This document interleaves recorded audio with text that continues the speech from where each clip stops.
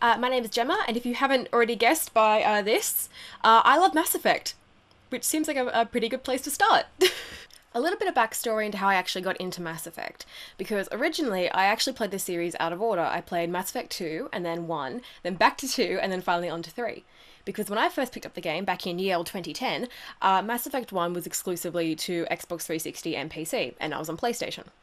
And I remember I was at my local game store and it was in a sales bin for $15. And at that point, I wasn't playing a lot of games that really kept me really interested and really invested. And I remember I picked up Mass Effect 2. I thought, $15, I'll give it a shot. I mean, what's the worst that can happen? That was it. That was the decision that set me spiraling into this vortex of crippling emotional pain, but at the same time also set me on the path to playing what I consider to be my all-time favourite video game series. Because I hadn't played the first game, I was really worried I'd be playing a lot of catch-up, trying to work out what exactly I was getting myself into. But from the opening cutscene, it's pretty easy to determine at least a basic understanding of who is who. I was Commander Shepard, I was aboard the Normandy, and I was sent by the Council to hunt down a race called the Geth. Okay, pretty simple enough. And then I died. Yeah, sucked out of an airlock trying to save my pilot and choking on the vacuum of space. A pretty heavy intro, really. Protagonist dying literally on screen. But 2 years later, Shepard and the Normandy are brought back from the dead and rebuilt by a pro-human group called Cerberus, who played a minor antagonistic role in the first game. Their leader, the Elusive Man, then tasks you with bringing down a group called the Collectors, who killed you and have since been abducting human colonies in the time that you've been dead. From there, you're introduced to your new crew, told where to go to find the others, and then set loose on an unsuspecting galaxy with a gun in one hand and space magic in the other.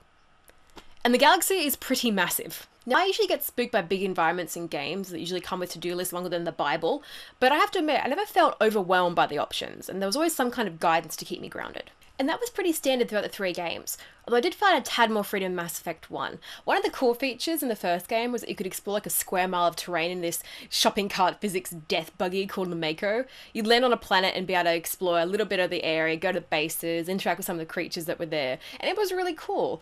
Granted, a lot of the bases and the planets you visited were very copy-paste, slap a new filter, give it a new name kind of environments, but being able to kind of get down on the ground and engage it gave the universe a sense of expanse.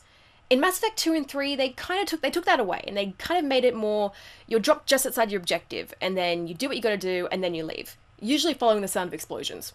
Speaking of which, there are many explosions, and they're all awesome. Now, combat's pretty standard throughout the 3 games. You got 2 action wheels you can bring up during a fight. One to control weapons, and one to control yours and your teammates' abilities depending on their skill set.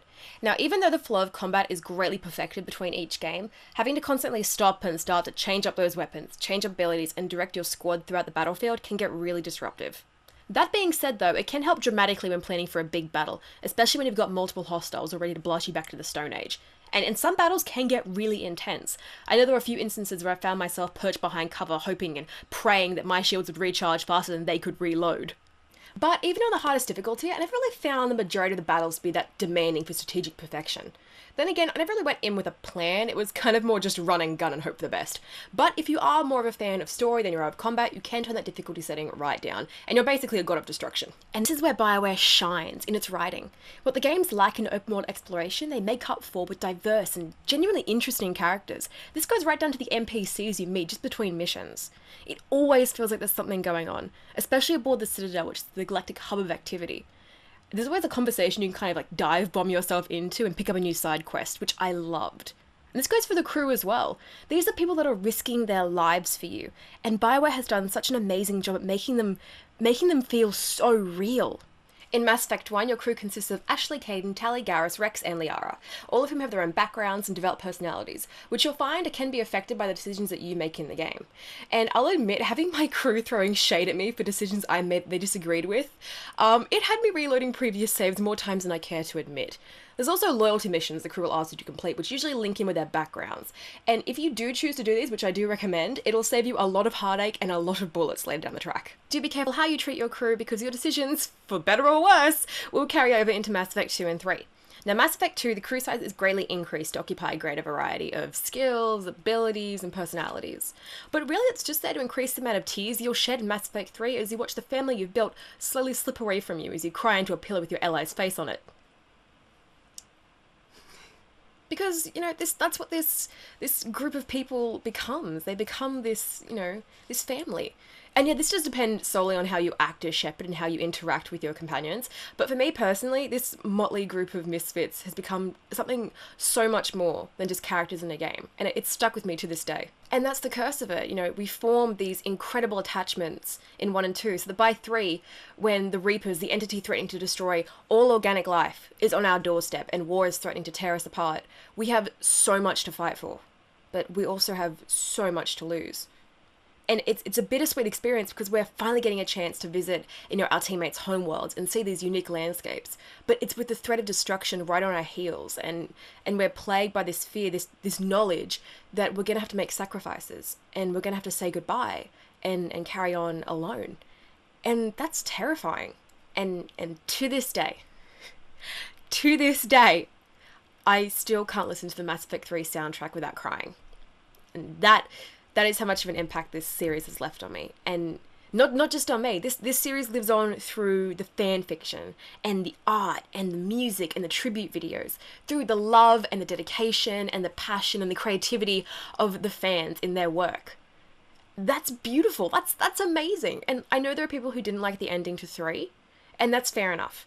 But for me personally, I can't discredit 300 hours or thereabouts of enjoyable gameplay, of amazing visuals, of enthralling, interesting, inspiring characters.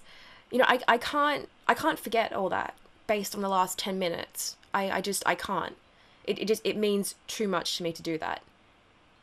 And I guess that's why Mass Effect will always have such a special place in my heart. That is why Mass Effect is and will forever be my all-time favorite video game series.